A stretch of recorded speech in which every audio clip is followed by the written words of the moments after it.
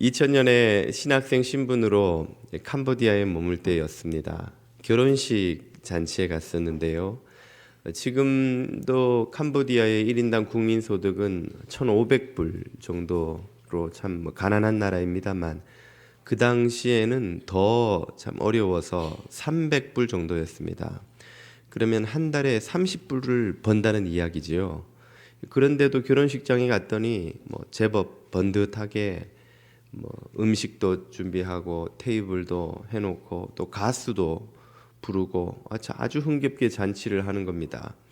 그래서 제가 이렇게 준비하려면 돈도 좀 들고 부담되지 않느냐 이렇게 물어봤더니 현지 선교사님이 말씀하시기를 거기 축하객들이 한 50불씩 들고 온다는 거예요.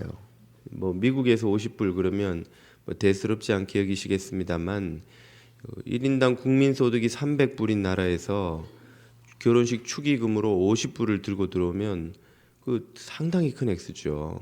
그래서 참 이렇게 어려운데 50불이 어떻게 되느냐, 괜찮느냐 이렇게 여쭤봤더니 다들 삶이 어렵긴 하지만 이 결혼식은 1년에 몇 번 없는 큰 축제라는 거예요. 그때만큼 흥겹고 즐거운 그런 날이 없기 때문에 이 사람들이 좀 부담이 되지만 50불이라는 큰 돈을 들고 와서 축하를 하고 함께 그렇게 결혼 잔치를 즐긴다는 것입니다. 그렇게 적지 않은 돈임에도 불구하고 이 결혼 잔치의 흥겨움을 함께 누리기 위해서 기꺼이 그들이 들고 온다는 것이죠. 복음서에는 잔치 이야기가 참 많이 나옵니다. 예수님께서 많은 비유를 통해서 잔치 이야기를 해주시고 또 당신이 참여하신 잔치도 많았는데요. 탕자를 잃은 아버지도 양을 잃었다가 다시 찾은 목동도 또 드라크마를 잃었다가 되찾은 여인도 기뻐서 잔치를 벌이지요. 왕과 귀인은 예수님의 비유 속에서 또 아들의 혼인 잔치를 크게 벌입니다.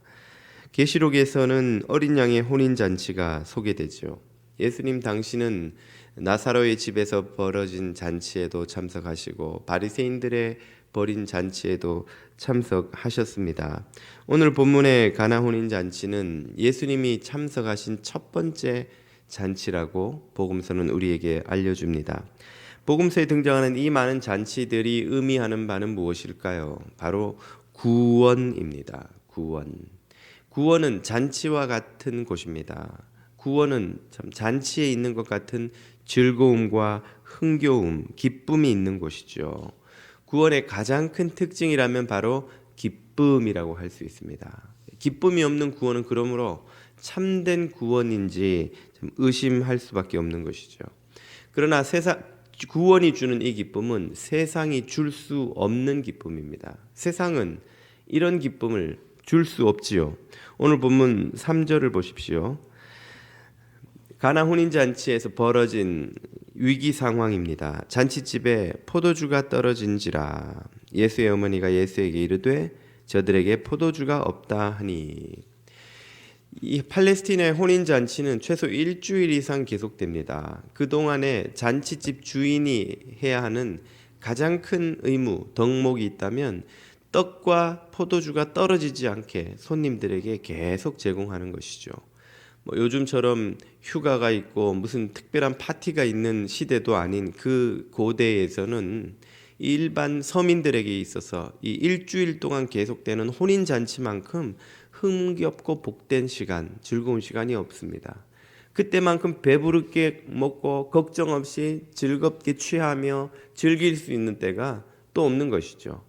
그래서 주인은 그 찾아온 손님들에게 기꺼이 떡과 포도주를 끊이지 않게 제공하는 것이 마땅했던 것입니다. 그런 잔치에 술이 떨어졌다는 건 뭘 의미합니까? 바로 술 떨어진 잔치처럼 우리 인생에 기쁨이 떨어졌다, 바닥났다는 걸 의미하는 것이죠. 마치 술이 떨어져서 낭패에 처한 이 잔치처럼 우리의 인생에는 기쁨이 바닥나서 참 고통과 안타까움, 슬픔이 있죠. 사람들은 모두 행복을 구하며 살아갑니다. 요즘 토요일마다 제가 결혼식 주례를 자주 서는데요. 봄이다 보니 여러 곳에서 결혼식이 있습니다. 참 결혼식을 치를 때 목사도 항상 마음이 기쁘고 그 아름답게 참 희망에 차서 걸어 들어오는 신부 신랑을 보는 그 즐거움은 참 대단합니다. 모든 결혼식장에 들어가는 부부들이 행복을 기대하며 들어오죠. 예. 열심히 힘겹게 공부하고 밤을 새워 책을 보고 또 시험을 보고 하는 학생들은 참 그들이 졸업하고 또 그들이 라이센스를 따서 희망찬 미래 이 사회생활을 할 것을 기대하고 기꺼이 그 모든 수고를 감당합니다. 적지 않은 돈을 들여서 우리는 새 차를 사고 새 집을 사면서 이 차와 이 집이 주는 기쁨을 기대하지요. 그러나 얼마 지나지 않아서 그렇게 행복만 가득할 것 같은 결혼 생활에 예기치 않았던 고통과 실망과 씁쓸한 아픔이 찾아오는 것을 우리는 경험합니다. 제가 예전에 어느 목사님이 들려주신 이야기가 기억이 나요. 어느 정신병원에 방문을 해봤더니 한 남자가 벽을 두드리면서 영자야 영자야 그러면 울고 있더라는 거예요. 그래서 도대체 저 사람은 왜 저렇게 슬프게 영자를 부릅니까? 그 영자랑 결혼을 하려고 했는데 못해서 그렇다는 거예요. 아 그러냐고 정말 가슴이 아프겠다고. 그 다음 방으로 갔더니 또 어떤 남자가 벽을 두드리면서 영자야 영자야 그러면서 울더라는 거예요. 저 남자는 왜 저러냐고 그랬더니 그 여자랑 결혼을 해서 저렇다고. 결혼을 해도 고통 안 해도 고통 뭐 그렇다는 것이죠. 그 목사님 다른 설교는 하나도 기억이 안 나는데 이 이야기는 잊혀지지가 않아요. 결혼이 우리에게 참 무한한 기쁨을 주고 결혼만 하면 내 인생이 정말 행복할 것 같았는데 어느 날 침대에서 마주보는 남편이 참 내가 그토록 결혼하기를 원했던 그 남자가 이 남자였던가 그런 씁쓸한 마음을 품은 자매분들이 제 아내 말고는 없으신 것 같으네요. 예, 우리 교회 자매님들은 다 행복해 보이십니다만은 제가 아는 어떤 여자는 그런 이야기를 하시더군요. 열심히 공부해서 학교를 졸업하고 라이센스를 따고 그래서 직장 생활을 하고 비즈니스를 하면 행복할 것 같았는데 그 사회생활이 기대만큼 쉽지 않고 참 행복과 만족을 주지 못한다는 걸 우리는 경험하죠. 새 차를 뽑을 때는 언제까지나 이 광택이 계속될 것 같았습니다만 어느 날 아침에 누군가가 못으로 쭉 긁고 지나간 것을 보고는 언제 누가 와서 받았는지 모르는 여기저기 망가져 있는 차를 발견하고는 그 차가 주던 기쁨이 지나가 버리는 거예요. 그 새 집이 주던 즐거움이 지나가 버리고 어느새 더 큰 옆집만 눈에 들어오고 물새고 망가지고 실망스러운 이 집 때문에 스트레스만 받는 거예요. 우리가 기대했던 이 세상의 기쁨들이 우리에게 참 기쁨을 주지 못한다는 것입니다. 최근에 한국에서 유명 연예인들의 마약 스캔들이 연달아 터지고 있습니다. 여러분 YG라고 아실까 모르겠습니다만 아무튼 유명한 그 연예 기획사 엔터테인먼트 회사에서 소속한 연예인들이 막 계속 마약에 연루돼서 언론에 보도되고 경찰 수사를 받고 그런다는 거예요. 그 사람들이 뭐가 부족합니까? 젊죠, 잘생겼죠, 이쁘죠, 인기 있죠. 저와 여러분과 비교할 수 없을 만한 돈을 벌어들이죠. 팬들이 얼마나 그들을 좋아하고 인기가 하늘을 치솟는 사람들인가 말이죠. 세상에서 사람들이 누리고 얻기를 원하는 건 다 가진 사람들이에요. 그런데 뭐가 부족해서 그 사람들이 또 마약에 손을 대고 그 위험한 일을 들키면 어떻게 될지 뻔히 알면서도 또 그런 일을 하다가 그만 낭패를 본단 말입니까? 그들이 가진 그 인기와 성공과 돈과 젊음과 아름다움이 만족을 주지 못하는 거예요. 참 기쁨을 주지 못하는 거예요. 솔로몬이 헛되고 헛되며 헛되고 헛되니 모든 것이 헛되도다. 세상의 즐거움은 다 누리고 부요, 영광이요, 권력이요 못 누린 것이 없는 왕이 그런 고백을 했다는 글을 읽고 최근에 어느 교우를 상담하다 보니 그러시더군요. 젊을 때 그 구절을 읽고 정말 성경이 왜 이렇게 인생에 비관적인가? 자기는 희망과 소망을 성경이 줄 아는데 이렇게 비관적인 이야기를 성경이 써놓다니 참 전도서가 마음에 들지 않더라는 거예요. 그런데 요즘에 인생을 한참 살고 이제 중년을 지나 이제 노년을 앞두고 바라보고 있다 보니 그 솔로몬의 고백이 어쩌면 구구절절히 가슴에 와 닿는지, 정말 인생이라는 것이 얼마나 헛되고 내가 그토록 갖기를 원했던 것이 얼마나 부질없는 것인지를 절절히 깨닫고 있다고 하는 고백을 들은 적이 있습니다. 우리의 인생은 마치 포도주가 떨어진 잔치처럼 기쁨이 바닥난 그것에 다름 아닌 것이죠. 그런 인생에 참된 기쁨을 주시는 분은 누구십니까? 본문 7절과 9절이 말하죠. 예수께서 그들에게 이르시되 항아리에 물을 채우라 하신즉 아기까지 채우니 이제는 떠서 연회장에게 갖다 주라 하심에 갖다 주었더니 연회장은 물로 된 포도주를 맛보고도 어디서 났는지 알지 못하되 물도온 하인들은 알더라. 누가 그 포도주가 떨어진 잔치에 포도주를 다시 제공하십니까? 예수님께서 제공해 주시죠. 우리 인생에 참된 기쁨을 제공하시는 분은 예수 그리스도이신 줄로 믿습니다. 예수님은 물처럼 밍밍한 인생을 포도주처럼 향기로운 인생으로 바꾸어 주시는 분입니다. 포도주가 떨어진 잔치집처럼 기쁨이 사라진 인생에 참 기쁨을 채워주시는 분이죠. 그분은 십자가를 지심으로 우리의 죄와 죽음의 문제를 모두 해결하셔서 우리의 근심과 걱정을 모두 치워버리셨습니다. 제거해버리셨습니다. 그분은 죽음에서 부활하심으로 우리 삶에 참된 능력을 공급하시고 승천하시고 다시 오실 약속을 주심으로 우리 인생에 참된 소망을 주시는 분, 그분이 예수 그리스도이신 줄로 믿습니다. 그 예수님을 만난 사람은 그분이 주시는 이 진짜 포도주를 맛보고 천국의 기쁨을 맛보게 되는 것이죠.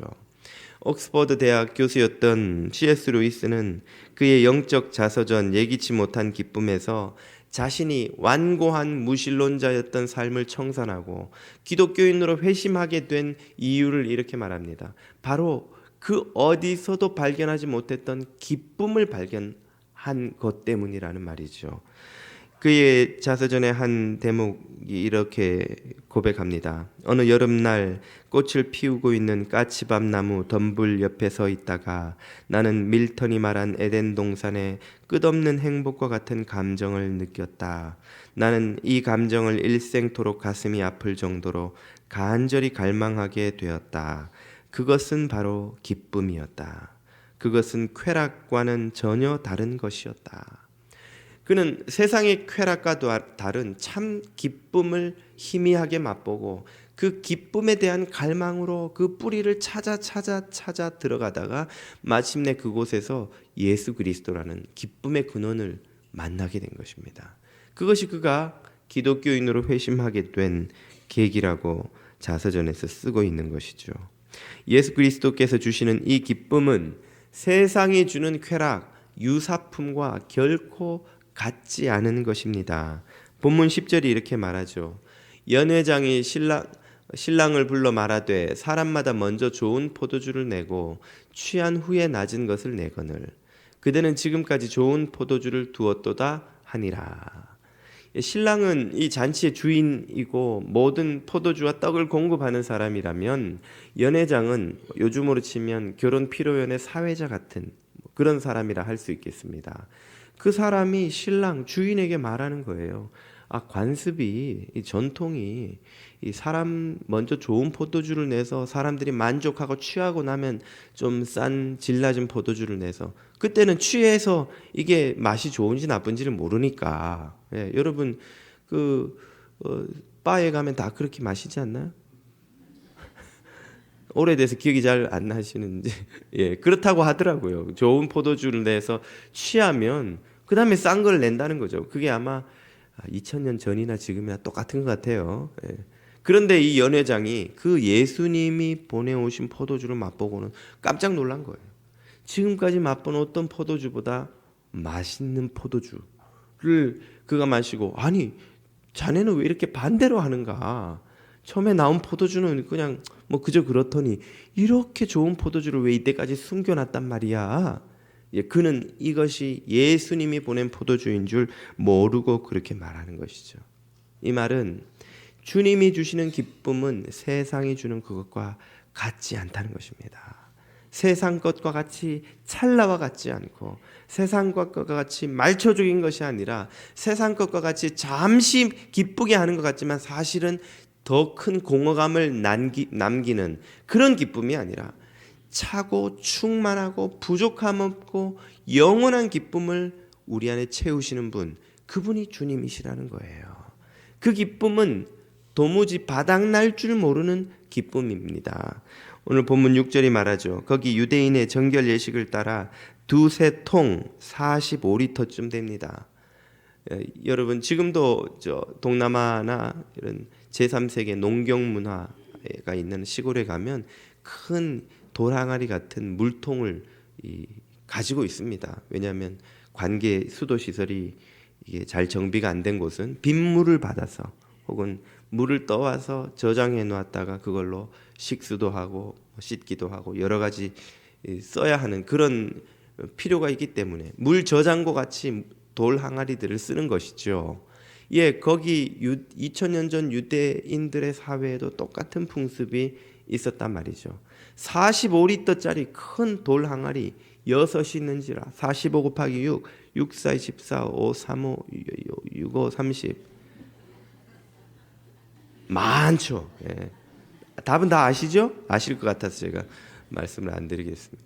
6, 4, 24, 6, 5, 30 270리터 270리터는 일주일의 잔치가 아니라 한 달 잔치를 해도 다 못 마시는 어마어마한 큰 양이죠.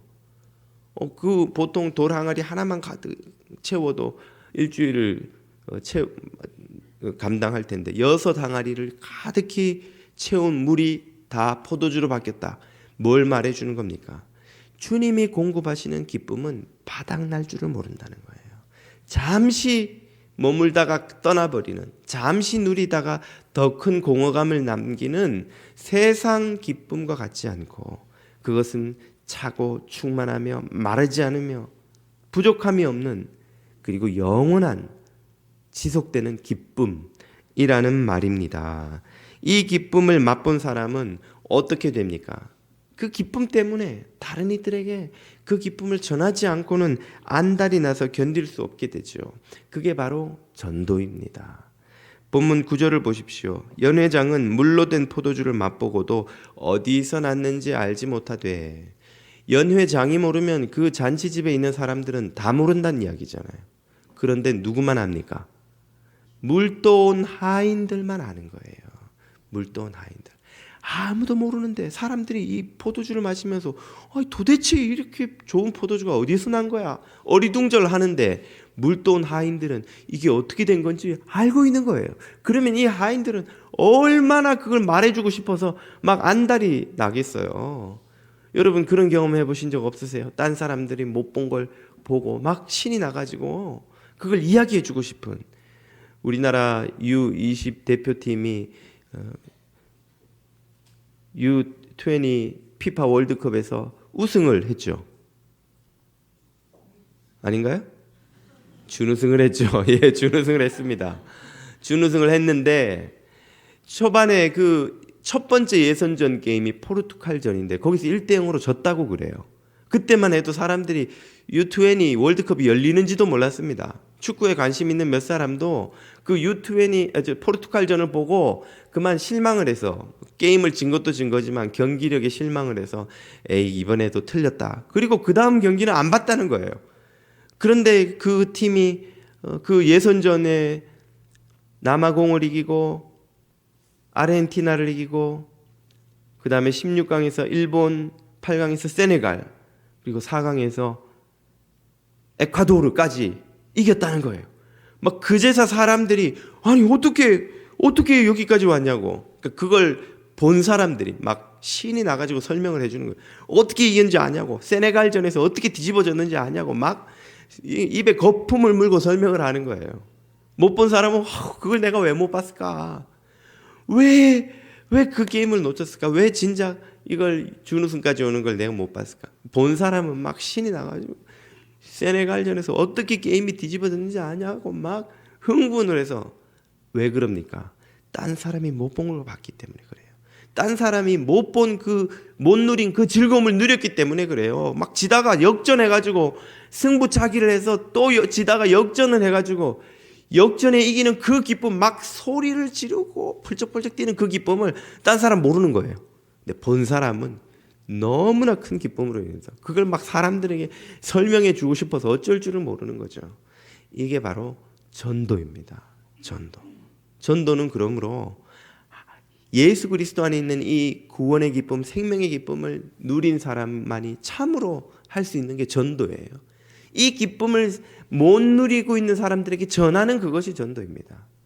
제가 고등학교 2학년 때 참 이런저런 어려움으로 하도 괴로워서 주님 앞에 나가 밤마다 울면서 기도를 했어요. 그때 기도 제목 딱 하나, 주님 성적을 좀 올려주세요. 그래서 원하는 대학에 좀 가게 해주세요. 제게 중요한 거는 성적을 올려서 원하는 대학을 가는 거예요.